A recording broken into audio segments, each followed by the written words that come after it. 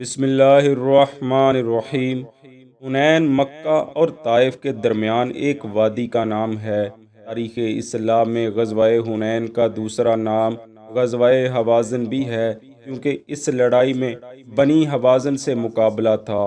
مکہ اور طائف کی درمیانی وادی میں بنو حوازن اور بنو ثقیف دو قبیلے آباد تھے، جو کہ بڑے بہادر اور جنگجو سمجھے جاتے تھے۔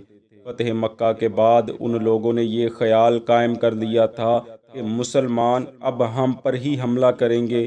بس ان لوگوں نے یہ طے کر لیا کہ مسلمانوں پر، جو کہ اس وقت مکہ میں جمع ہیں، ایک زبردست حملہ کر دیا جائے۔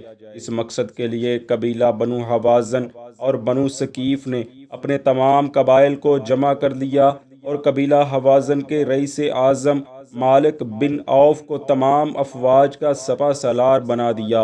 اس کے علاوہ ان لوگوں نے اپنی عورتوں، بچوں، بلکہ جانوروں تک کو بھی میدان جنگ میں جمع کر لیا، تاکہ کوئی سپاہی میدان سے بھاگنے کا خیال بھی نہ کر سکے اور نہ کسی مجبوری کا بہانہ بنا سکے۔ رسول اللہ صلی اللہ علیہ وآلہ وسلم کو جب ان کے جنگی عزائم کی اطلاع ہوئی تو آپ 12,000 مجاہدین کے لشکر جریر کے ساتھ ان کے مقابلے کو نکلے۔ ان میں 2,000 سے زائد نومسلم اور چند غیر مسلم بھی شامل تھے۔ دشمنوں نے اسلامی لشکر کے قریب پہنچنے کی خبر سنی تو وادی حنین کے دونوں جانب کمین گاہوں سے اس زور کی تیر اندازی کی کہ مسلمان پریشان ہو گئے، حتیٰ کہ مکہ کے 9 مسلم افراد سب سے پہلے ہراساں ہو کر بھاگے۔ ان کو دیکھ کر مسلمان بھی منتشر ہونا شروع ہو گئے۔ اسی جنگ میں خود رسول اللہ صلی اللہ علیہ وآلہ وسلم چند جاں نثار صحابہ کے ساتھ مل کر بہادری سے لڑتے رہے۔ آپ نے تلوار ہاتھ میں تھام رکھی تھی اور رجز کے اشعار پڑھ رہے تھے۔ آپ کی ثابت قدمی اور شجاعت نے مسلمانوں کے حوصلے بلند کیے اور یہ جاں نثاروں کی جماعت اس قدر والہانہ انداز میں اپنے آقا کے گرد حصار بنائے لڑتی رہی کہ جس کی مثال نہیں ملتی۔ آقا کو لڑتے دیکھ کر وہ صحابہ جو پیچھے ہٹ گئے تھے، پھر نئے جوش اور ولولہ سے آگے بڑھے اور دشمنوں کی صفوں کو تہو بالا کر دیا۔ کفار اس مقابلے کی تاب نہ لا سکے اور بھاگ نکلے۔ بنو ثقیف نے طائف کا رخ کیا، بنو حوازن اوطاس میں جمع ہوئے، لیکن مسلمانوں نے اوطاس میں بھی انہیں شکست دی۔ الغرض مسلمانوں کو شاندار کامیابی ہوئی اور کفار کے ہزاروں آدمی گرفتار کر لیے گئے۔ دوستو، مجاہدین میں 10,000 تو مہاجرین و انصار وغیرہ کا وہ لشکر تھا جو مدینہ سے رسول اللہ کے ساتھ آیا تھا، اور 2,000 نومسلم تھے جو فتح مکہ میں مسلمان ہوئے تھے۔ ان میں حضرت ابو سفیان اور آپ کے 2 بیٹے یزید بن ابی سفیان اور معاویہ بن ابی سفیان رضی اللہ عنہم بھی تھے۔ اسلام قبول کرنے کے بعد یہ پہلی جنگ تھی جس میں حضرت ابو سفیان اور آپ کے دونوں بیٹوں نے بطور مسلمان شرکت کی تھی۔ اس جنگ میں ان باپ بیٹوں نے اپنی بہادری کے جو جوہر دکھائے وہ قابل دید تھے۔ اس کے بعد جب کفار نے طائف میں پناہ لی تو حضور اسی لشکر کو ساتھ لے کر طائف پر حملہ آور ہو گئے۔ اس حملے میں بھی حضرت ابو سفیان اور آپ کے دونوں بیٹے پیش تھے۔ ان غزوات میں فتح و نصرت نے مسلمانوں کے قدم چومے اور بیش بہا مال مسلمانوں کے ہاتھ لگا۔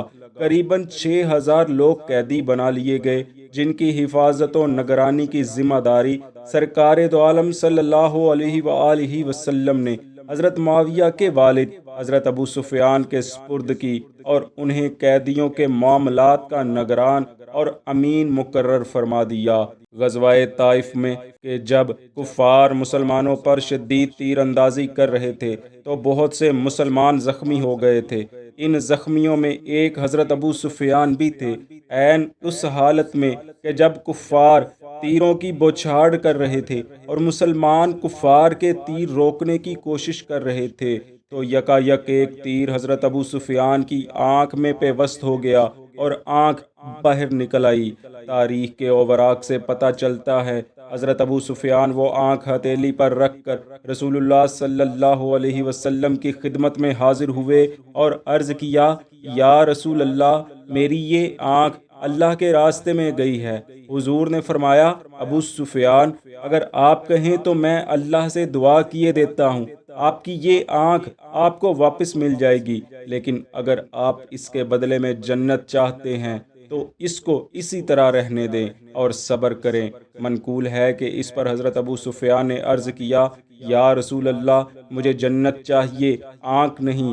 آپ نے یوں کہا اور فوراً آنکھ کے ڈھیلے کو ہتھیلی سے نیچے زمین پر پھینک دیا۔ ناظرین، اگر حضرت ابو سفیان نے دل و جان سے اسلام قبول نہ کیا ہوتا، جیسا کہ بعض لوگ ان کے بارے میں خیال رکھتے ہیں، تو آپ اس وقت اپنی آنکھ کا مطالبہ کرتے اور رسول اللہ سے یہی کہتے کہ مجھے بس میری آنکھ واپس چاہیے، لیکن آپ نے آنکھ کے بدلے جنت لینا پسند کیا، جس سے یہ ثابت ہوتا ہے کہ اسلام آپ کے دل و جان میں داخل ہو چکا تھا اور آپ تن من دھن سے اللہ عز و جل کی وحدانیت اور سرور دو عالم صلی اللہ علیہ وسلم کی رسالت پر ایمان لا چکے تھے۔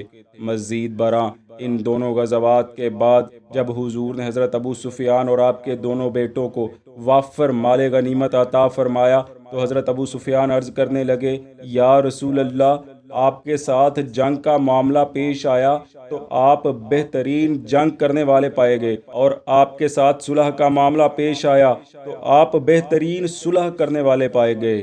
دوستو، حضرت ابو سفیان کو اسلام قبول کرنے کے بعد بہت کم موقع ملا کہ آپ سرور دو عالم صلی اللہ علیہ وسلم کی رفاقت سے فیض یاب ہوئے ہوں، لیکن جتنا عرصہ بھی آپ حضور کی صحبت میں رہے، حضور کی خاص توجہ میں رہے، دعا ہے اللہ رب العالمین ان کی مرکت پر کروڑوں رحمتوں کا نزول فرمائے اور ہمیں آل رسول صلی اللہ علیہ وآلہ وسلم اور تمام صحابہ کرام کی عزت و توقیر کرنے کی توفیق عطا فرمائے، آمین۔